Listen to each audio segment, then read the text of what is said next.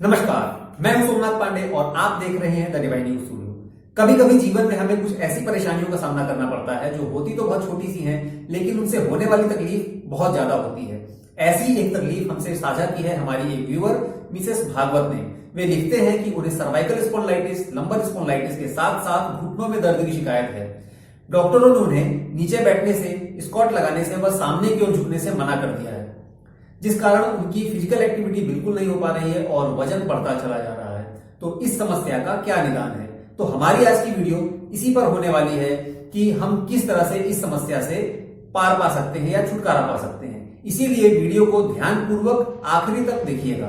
तो ऐसी अवस्था में हम एड़ियों से शुरू करेंगे, क्योंकि दर्द का मुख्य कारण एड़ियां ही होती हैं। सबसे पहले दर्द एड़ियों में ही आता है, उसके बाद घुटनों में, फिर कमर में और सबसे अंत में गर्दन में।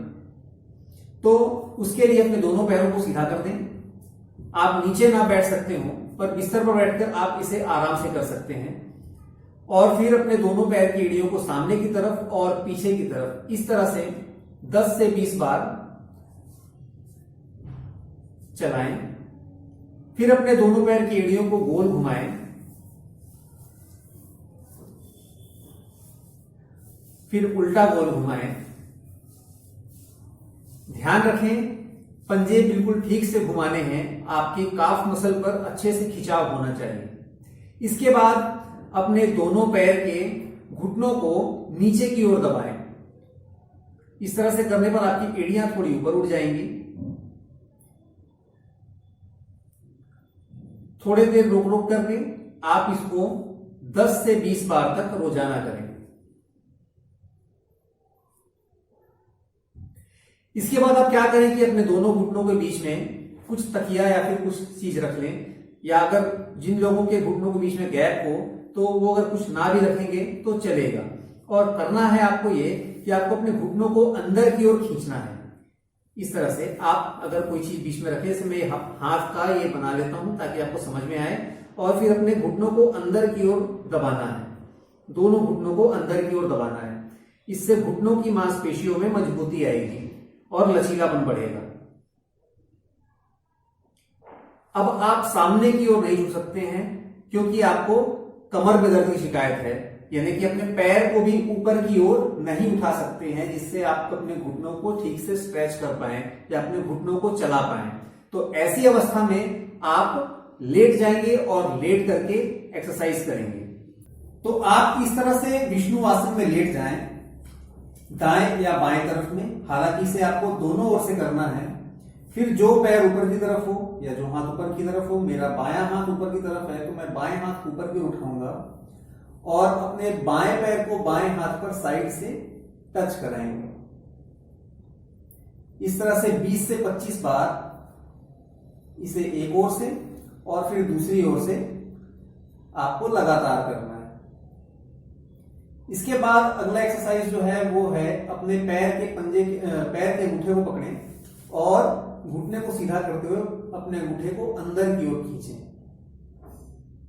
जितना अच्छा आप स्ट्रेच कर सकते हैं, ज्यादा से ज्यादा स्ट्रेच करने का प्रयत्न करें।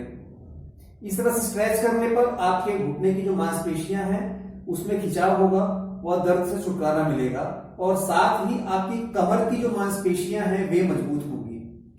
तो यह एक्सरसाइज जो है वो आपके घुटने के लिए और कमर के लिए, दोनों के लिए ही फायदेमंद है।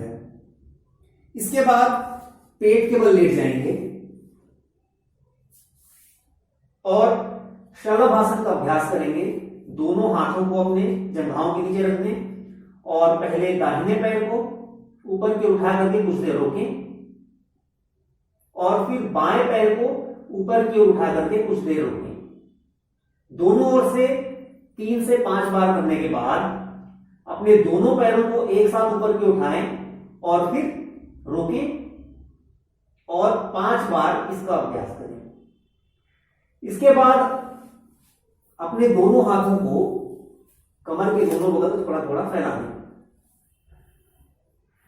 फिर अपने दाहिने पैर को ऊपर की ओर उठाएं और बाएं हाथ की हथेली पर अपने पैर के पंजे को रखें। कुछ देर रुकें और फिर वापस अपनी पूर्व अवस्था में, और फिर बाएं पैर को ऊपर उठाएं और दाहिने हाथ की हथेली पर रखें। कोशिश यह करेंगे कि कंधे कम से कम उठे। इस तरह से 10 से 20 बार इसका भी अभ्यास करें।